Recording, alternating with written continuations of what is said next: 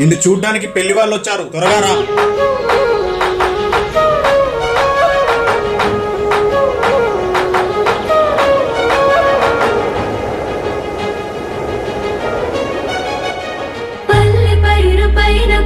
పరుగు తీసి పడుచు పిల్ల తన వాడేడని మదిలో ఉన్న వాడిని చుట్టుముట్టు ఎందరున్న చూపు తన వాడి పైన ఎప్పుడు వస్తాడని నన్ను ఏలుకుంటాడని.